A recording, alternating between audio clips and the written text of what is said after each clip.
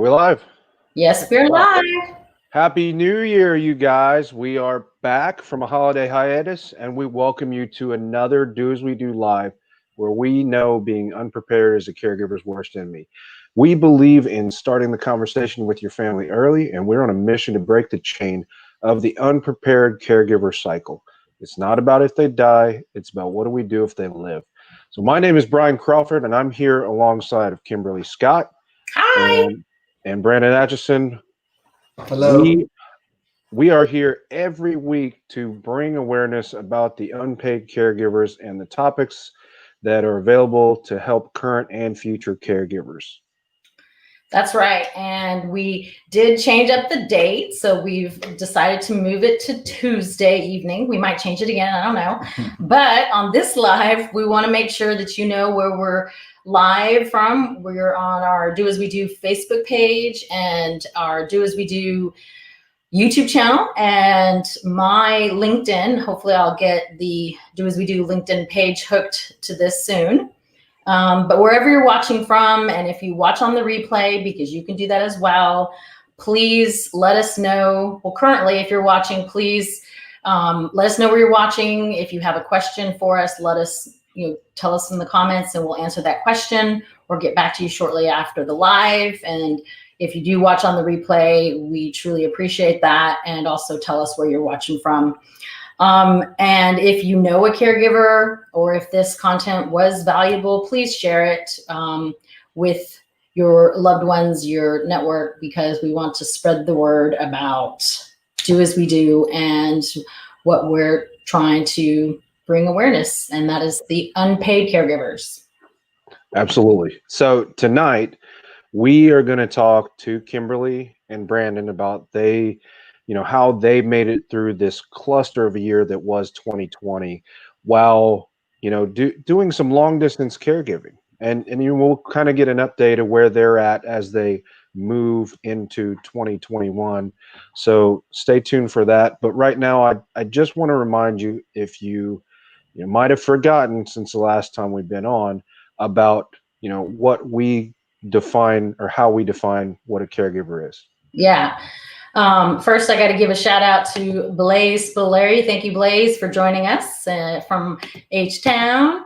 But yes, caregiver, an unpaid caregiver is classified as anybody that is working their full-time job or has had to give up their full-time job and take care of a loved one. So in my case, I'm still working, thank goodness, but I work extra too, and I'm a part-time caregiver. But there are plenty of people out there that are in that middle bracket that don't have anybody, and they are their loved one's only, option to help them. So the loved one, it could be a child, it could be a parent, it could be a brother, sister, you name it. And it could be your teacher, it could be your coworker, it could be your boss, it could be like, people just don't think about, the number of caregivers and what they're going through, whether, they're caring for somebody with a disability, or like for my mom, she has early onset dementia. It could be somebody with mental disorder, you name it. And it definitely is a number that people don't understand. And according to AARP, there are 43.5, if not more. I think last time I read somewhere is way over that number, million people that are providing care to a loved one and not getting paid for taking care of that person. So we want people to understand the challenges and how overwhelming it can be, especially during this time and even before. But we want everybody to get that the boomers have boomed, and every single day since 2011, 10,000 people turned 65. So it's happening now, and we want people to be prepared, and we want people to be having the conversation, even though people always say, oh, I got life insurance for that. But that's life insurance for when you're dead. You need to have a conversation about now, and what if you get into a car accident and you live, then what? What do you want, your loved ones to do? So we want people to be having those conversations for sure. So that's why we do was founded. So for all those reasons that Kimberly listed, that's why we launched the Do As We Do Foundation. We believe that caregivers and their loved ones deserve to live happily, and confidently. This can all be really challenging to overcome. So our goal as a foundation is to provide valuable content and guidance to help caregivers become better prepared. It is also to build a support community to empower caregivers to find better resources they need, and also to grow a monetary fund to provide financial assistance for caregivers in need. And speaking of that monetary fund, we have put together the Caregivers Relief Fund um, to help.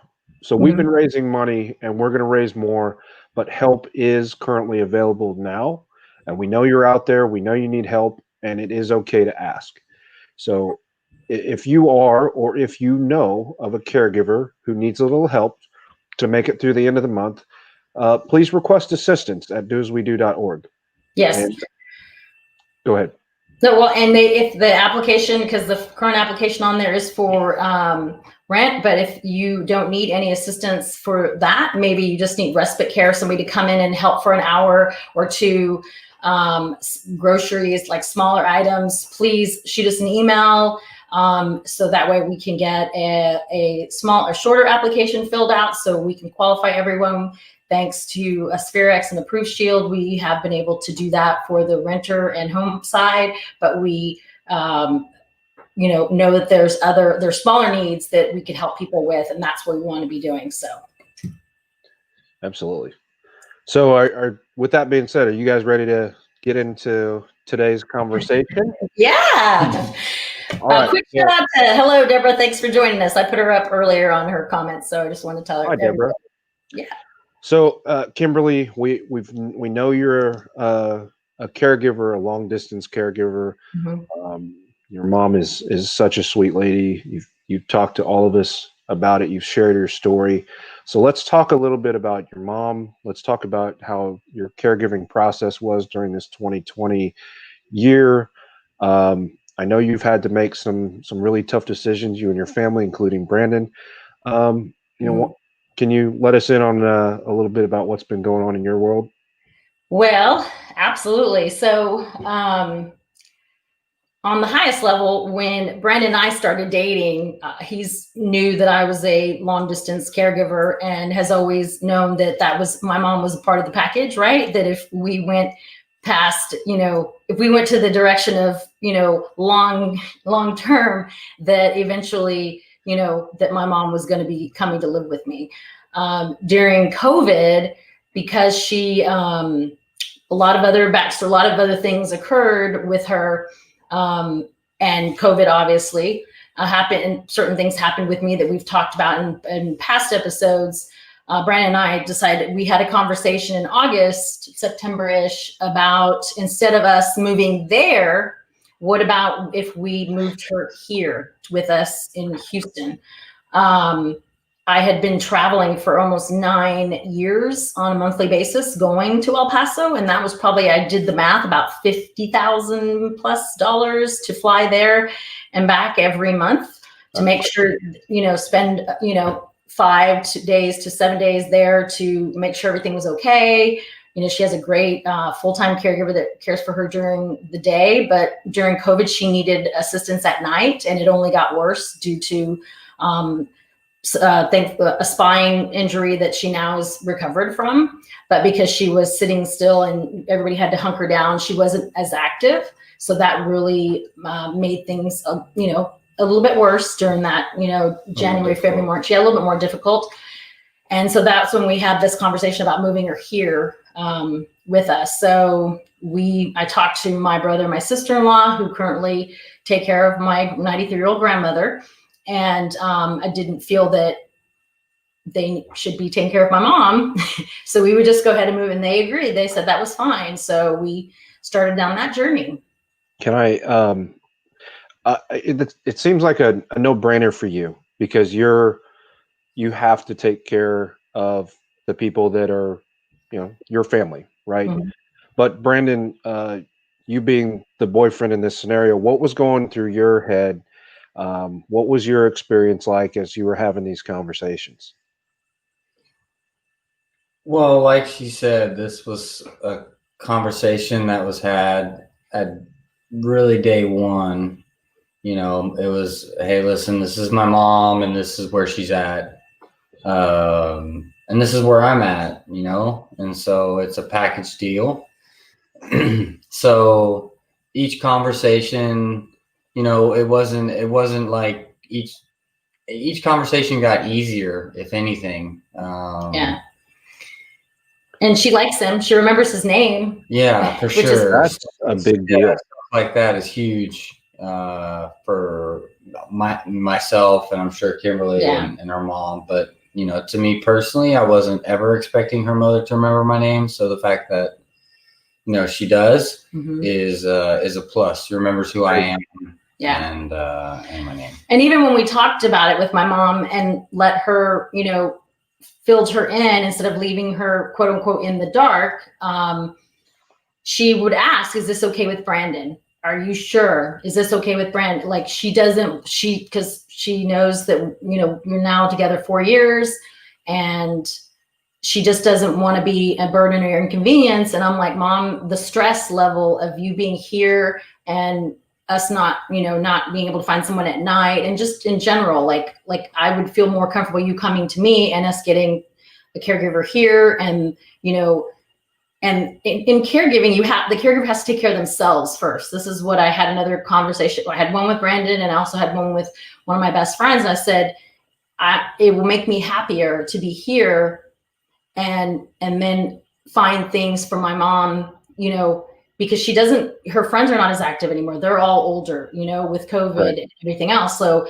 if I can, and we get along, like she loves to play cards. She's very friendly. She wants to go and party, she's a very social individual when she's, moving around. And so I just because of COVID, she just became a lot more dormant, unfortunately. And when we started telling her, you're coming to live with us, she was like, can my dogs come? Of course, we're going to sell this house. She had a 1,500 square feet, townhome, 3-bedroom, that it took me about 2 months to, dwindle down the stuff we were going to take with us. And we sold the house, packed up everything. And Brandon and I moved, the U-Haul here. And my mom is right now kind of floating, which gives me a lot of anxiety, but we've got a lot of support that for, a month or so that she'll be okay staying there until we can find the right home that's safe for her, me and Brandon to live in. Been a process. How are you guys right now? It seems like there's a lot of moving parts to this. How are you guys being able to remain in a clear mindset and trying to be healthy and everything? A lot of prayer, a lot of meditation, a lot of, positive, just friends, family, staying active as much as humanly possible. Of course, for me, my days are the worst when it's when I don't feel like things are moving along or like, and I want to push on them and I know I shouldn't, but I just slowly try to check things off the list, like finding someone here. I'm starting that process of looking online to do interviews. And I talk to my mom every day. So, it helps me to know that she's fine and that she feels that, she stopped asking about, where the dogs were. She knows where they're at. She knows what's happening because the caregiver just reiterates that to her.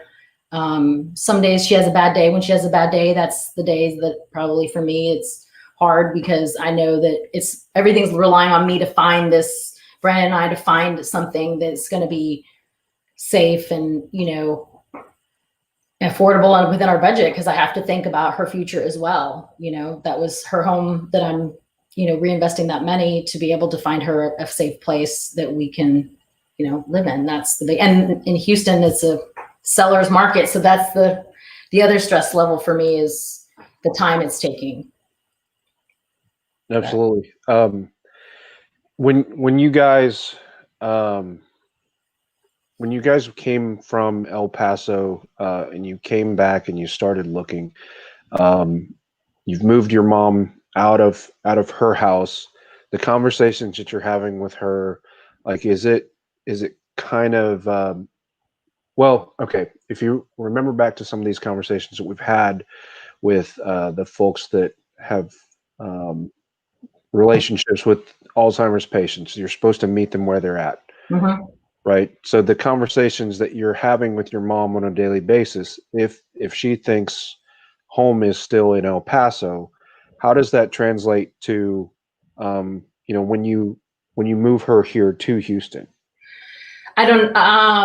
I'm hoping that it's going to translate, that she's come to live with us. If not, it might just be she's on a temporary vacation. I don't know yet. Since she has dementia, which is a symptom of Alzheimer's and a symptom of like hundreds of other neurological diseases, that is, she's definitely gotten worse over the years. So that means where instead of us having, she has like, it's a consistent, we remind her we say the same thing within 30 minutes several times, and it's just an everyday conversation. So when she wakes up in the morning, if she's having a good day, she doesn't really ever ask. But when she's having a bad day, that's when the caregiver has to, have a conversation with her about it. We've already sold the home. You agreed. Kimberly is looking for home. And then they call me, and then we talk. We do a lot of duo and so FaceTime. It's just it's literally a conversation, and we answer it, and I do my best to, meet her where she's at. Sometimes I don't, it depends on if she's angry or not that day, which she really hasn't been lately.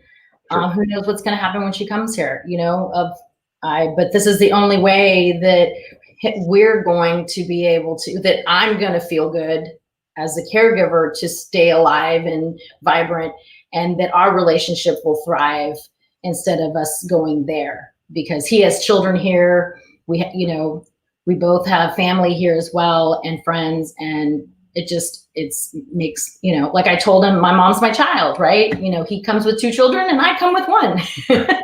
They're both going to need babysitters. So how difficult then has this move been, kind of taking that mentally into consideration? It's not just you two moving into an apartment, or you individually moving from apartment to apartment. Tell me about that experience. It's a lot of stuff. It's figuring out what she does need, what she doesn't need, what we still need together. And being unorganized, because we're temporarily staying with, family of his. So all our stuff is in storage. That's, I think, the most difficult, for me. That's one of, and also her future, not knowing a new home. And today, in our search for a new home, we went to a home that had right in the kitchen, a second level, if you will, where it was not second level, but a step down. Mm-hmm. Interesting. Within the dining room area. Yeah, it was just something that would be new and different for somebody every single day. Yeah, and we had to put our mom into consideration and say no. Yeah, and say that maybe this wouldn't be the best choice. Yeah. So. Yeah. You see a little bit of everything in Houston. Yeah, and that was an older home, and then looking at new homes, we can't get stairs, we can't. If we do, there has to be 1 bedroom on the first floor. There has to, we think about the neighbors. We think about it's no different than when you have children. I tell everybody, I've said it a lot lately, that we all need help coming into this world. And we're all going to need help going out, even if it's the last 2 years of your life. My mom's happens to be probably the last 15 years, maybe 20. She's had this going on, 9+ years. So who knows? But because she was physically very healthy, that really helped. But it wasn't until COVID hit and she could no longer, go play tennis or get out and walk or do anything for almost three months. It really set us all back, her, me, and the rest of the world, but physically, mentally, it was something that has been huge for every caregiver and every loved one that they're caring for, on top of everybody else, of course. So I think we have a few minutes left here. It's time for a few more questions. What are you guys really looking to find? Where are you looking right now? If somebody's trying to sell a house out there. Hello, Christy. Thanks for joining us. We're looking everywhere, really. We kind of narrowed it. We originally narrowed, but because things are going so quickly, they even went quickly in El Paso when we sold there, which I was very grateful for. We're keeping our options open because I feel like when my list was so long and I just got overwhelmed with the things that I couldn't move forward, now I just have to go and look at every single thing, right? Like, it doesn't matter where it is. Luckily, I am not as familiar with Houston. He's from here. So there are certain areas that he's like, oh, are you crazy? And I'm like, hey, you never know. But I was very happy that you were with me on Thursday, Brian. Glad to be there. But like, I'm just not being like, I would rather look at it and know, and then move on. And when the right one comes, it will come. Yeah. And not being desperate. Like, that's the one thing I just have to know that. And her caregiver is great because she reminds me of that, that she's in good hands. Don't worry. She's, she hasn't had very many bad days. She has been asking, so she just has to call me, but she doesn't get upset. So, it's. Take that as a win. Yeah. I just really don't want her to be floating. I just like, right. And when I say floating, I mean, like, she goes from her caregiver during the day to, my sister-in-law and my brothers, or, another loved one, takes her at night, just so that it gives some relief to her. I don't want to burn out her full-time caregiver. Absolutely. There. That's a challenge. Yeah, for sure. But it's really no different than if we were to decide, we're going to put her in a place, in an assistant, which, I've heard is just as stressful to go find a place from others that we have, talked to. And so I definitely feel, because then you're relying on someone else, that's going to physically care for them. This is right. Like, so you get stress on both sides. These are overwhelming decisions, as shout out to Sam said once, overwhelming, decisions that we're having to make, as a caregiver, as a child to my mother. I want to make the right decision. And I feel like I know that that's why I was led to, this is what we have to be doing, because people don't understand the overwhelming decisions that you're having to, that your loved ones are having to make for you if you haven't had a conversation with them to say, hey, this is what I want. This is what I have set up. This is where you need to go. This is what you need to do. All that, like, sell the house, sell all my stuff, whatever it is. I think that's what we're about, is we're about pushing people to try to have those conversations early. So, I know we're going to have for a lot further conversations with you as you kind of go through this process. And, after it's all said and done, we're going to recap this whole thing for sure and check in on you guys, check in on your mom, make sure everybody's doing all right. Yeah. But, if you, for right now, if we could go like kind of back through this year and just make maybe one or two recommendations. We did this great and we would have done this differently. Yeah. Oh yes, Christy, we will know the right one. And thank you. Let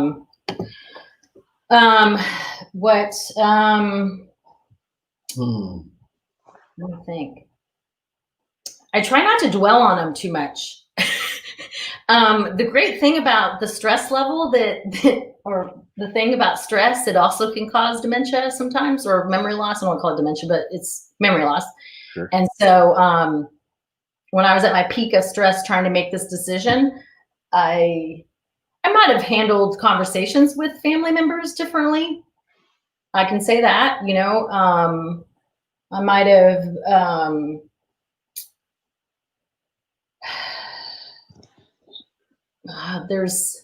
I don't know. I don't look backwards. I can't. There's so much that I have to stay for my own peace of mind and my own mental health. I have to just keep looking forward and know that that my parents did a great job of instilling that what's the word? I love them so much. They raised me to great care of me. That's what I want to do for them. My dad he's like, don't worry about me, where he's at. So I let my brother handle him, and my other brother has my grandmother, and my sister-in-law, I should say, is taking care of my grandmother along with my brother, but my sister-in-law is the main caregiver with those kids and with her children. And then we got my mom. It is what it is. So, but if more people are not having these conversations, I feel very lucky that we divided it up. There are some people, they don't have anybody, or they only have, they're a child of one, right? So then what do you do? If you haven't had a conversation with your parent, your loved one, whatever, it definitely is way more overwhelming. And so I encourage people, that's what we're here for. If you feel like you don't have someone to talk to, I always tell people, all 5 of us have been going through something with our loved ones, and everybody will have their chance when they're ready to have those conversations about it. But there's a little bit going on in our lives that we can all relate, and asking for that help from someone else if you don't have anybody, or if you don't know where to go, what to do, right? Like, Absolutely. That's what we're all about. And I think if all of us that follow this this live and know you are going to remain as positive as possible, and both you and Brandon are going to be there to support each other, which I believe is the best sort of characteristic that each one of you can bring to the table right now, and that's awesome. Yeah. So I commend you guys for being there for each other. But I think we need to kind of wrap up things here. So just as a reminder, if you got any value out of today's conversation, maybe know somebody that is going through something similar that Kimberly and Brandon are right now, please share this show with them. We're going to continue our mission to track down really valuable content and on any topic, anything that's meaningful to a caregiver, and we're going to keep building a support system to empower our caregivers for the resources they need. Absolutely. And the funds that they need too. We're starting, thank you again, everybody who participated in last year's our Streamathon, our very first one, which was very successful. Thank you to everybody who donated and participated. That was awesome. And so we'll have a list of more on where those dollars are going. But please keep applying, people, because there's still money to be given out. Tell them about our sponsors. Oh, yes. Big thank you to Spherex for our website and application, as well as the Proof Shield for the helping process our application. I'm a soap addict. One of the founders is a volunteer, Diana Benitez, at Salon D. Already said, Hustle Aesthetics, Charlie Short Productions, Rich B, Diana, Rick, and Eddie for their care packages, Blue Jay Nutra, Rick and Eddie, and AK Realty. So we appreciate everybody. If you are interested in being a sponsor, or how to participate, how to donate as a company or individual, please reach out, because we are moving along to also build up the operation side of our foundation while we continue to do our lives. So yeah, and I got to thank you guys for sharing your story today. I know it's been a tough year. It's been a tough year for a lot of people. Mm-hmm. Brandon, you're in the restaurant business. that's, you guys have been getting hammered, probably as much as any industry out there. Much respect for you guys, your crew, your teams for keeping going. Just a reminder, support small businesses. If you're listening to this show, support small businesses. They need your help. They're all trying to make a living, as we all are. Yeah. But go out and be safe, but definitely support your small businesses and your restaurants. They need it now more than ever. Yeah. Kimberly, wonderful to hear that you guys are making progress on getting your mom moved over here, and we'll get you guys updated. I have been trying to share as much on Insta, but I've been a little off during the holidays and during this house transition sale, moving all that stuff in a U-Haul this way was definitely a little overwhelming, as it challenging, but we made it. And just people don't forget that this is a conversation that needs to continue to happen. And if you know a caregiver in need, someone that they're not going to tell you they're a caregiver, I promise you, they're just going to say, oh, my parent, or I take care of this person, but they don't consider them that they could use a little time off. And we would love to help them with that. Because it takes a village to take care of, your loved ones when they get to a stage where they can no longer take care of themselves. So if you guys have been watching me wipe tears away from my eyes, it is a moving story, but I've had something nasty in my eye this evening, and it's just killing me. But we powered through it. Yes, thank you, Brian. Shared a great story. Yes. Again, it takes a village. It takes everybody powering through a little bit.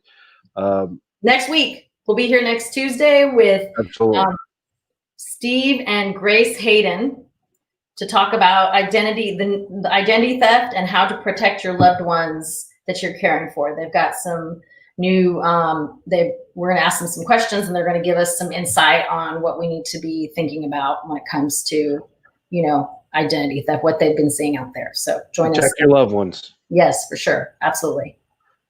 Okay. Thanks again to everybody for being here. Bye. Yeah, Bye. Thank you.